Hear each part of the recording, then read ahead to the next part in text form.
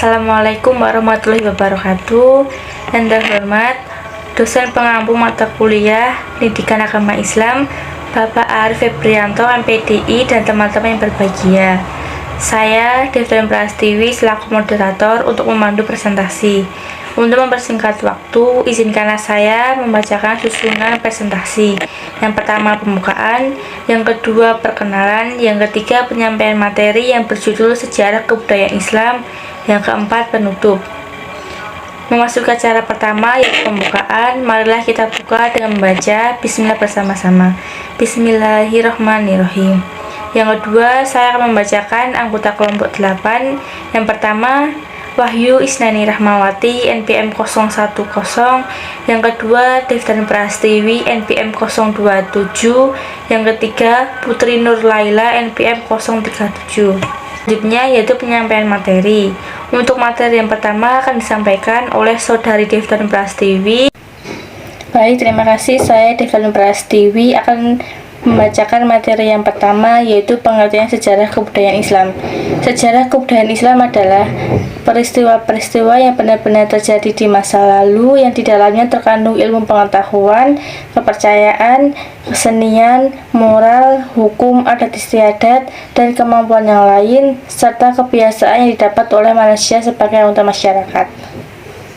Bismillahirrahmanirrahim. Laqad kana fi qasasihim ibratul ulil albab ma kana haditsan yuftara walakin tasdiqal ladzi baina yadayhi wa tafsila kulla syai'in wa hudaw wa rahmatan liqaumin yu'minun. Artinya, sesungguhnya pada kisah-kisah mereka, para nabi dan umat mereka, itu terdapat pelajaran bagi orang-orang yang mempunyai akal atau sehat. Al-Quran itu bukanlah cerita yang dibuat-buat, tetapi membenarkan kitab-kitab yang sebelumnya, menjelaskan segala sesuatu, serta sebagai petunjuk dan rahmat bagi orang-orang yang beriman.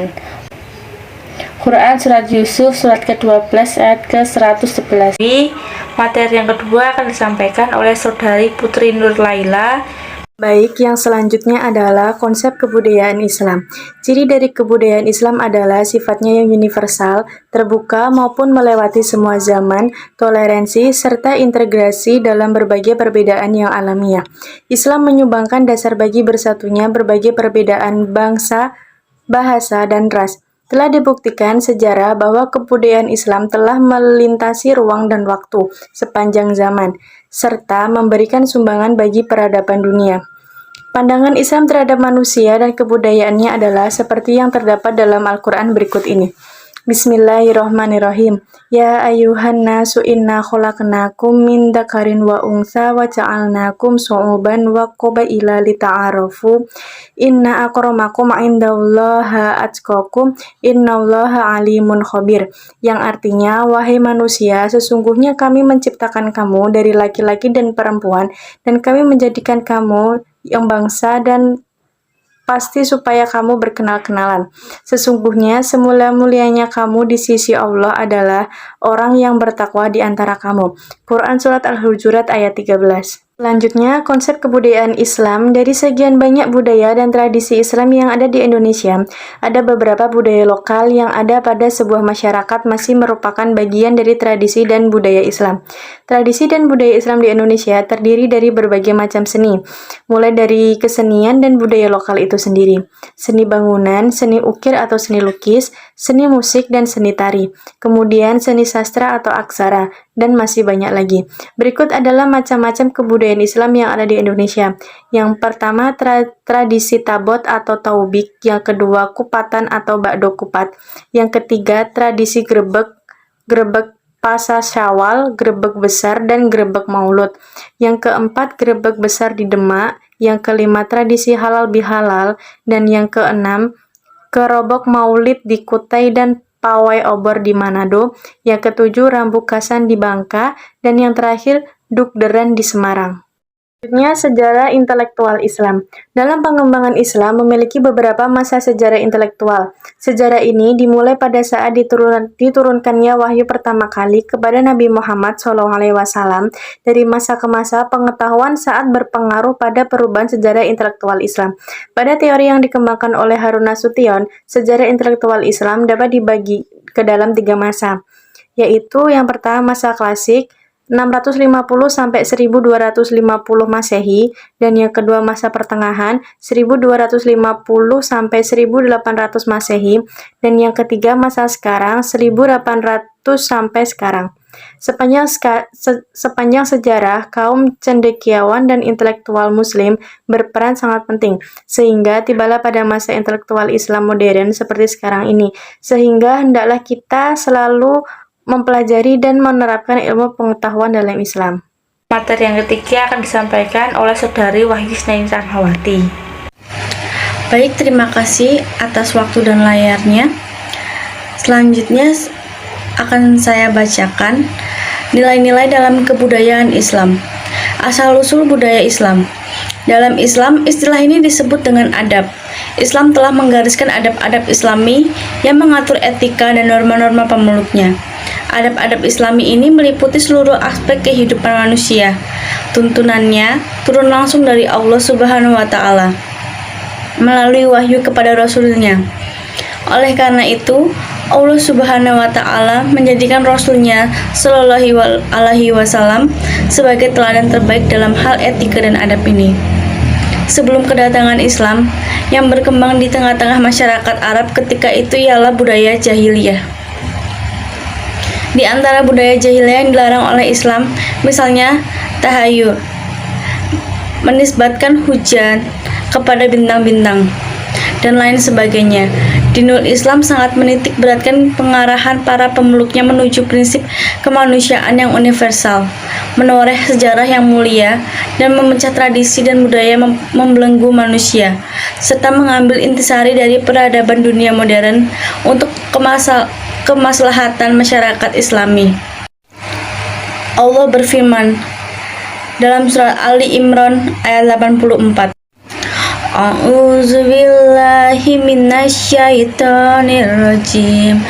Qul amanna billahi wa ma unzila alaina wa ma unzila ala Ibrahim wa Ismaila wa Ishaqqa wa Yaquba wal asbat wa ma utiya Musa wa Isa wan nabiyyuna min rabbihim la nufarriqu baina abadim minhum wa nahnu lahu muslimun, yang artinya, katakanlah kami beriman kepada Allah dan kepada apa yang diturunkan kepada kami dan yang diturunkan kepada Ibrahim, Ismail, Isya, Yakub dan anak-anaknya, dan apa yang diberikan kepada Musa, Isa dan para nabi dari Tuhan mereka.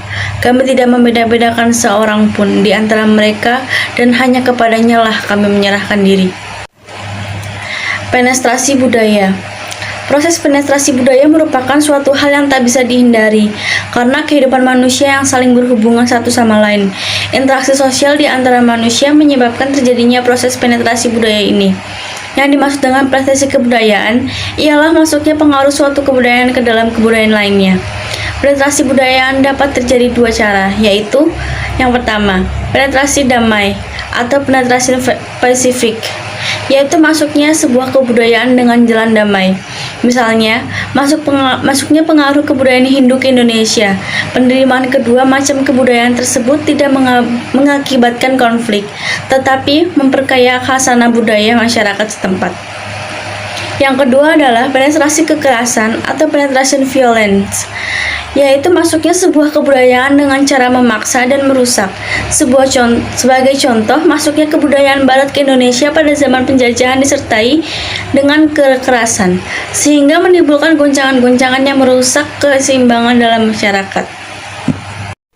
Kebudayaan Indonesia. Kebudayaan Indonesia dapat didefinisikan sebagai seluruh kebudayaan lokal yang telah ada sebelum terbentuknya negara Indonesia pada tahun 1945. Seluruh kebudayaan lokal yang berasal dari berbagai budaya suku-suku di Indonesia merupakan bagian integral dari kebudayaan Indonesia. Kebudayaan Indonesia walau beraneka ragam, namun pada dasarnya terbentuk dan dipengaruhi oleh kebudayaan besar lainnya, seperti kebudayaan Tionghoa dan kebudayaan India.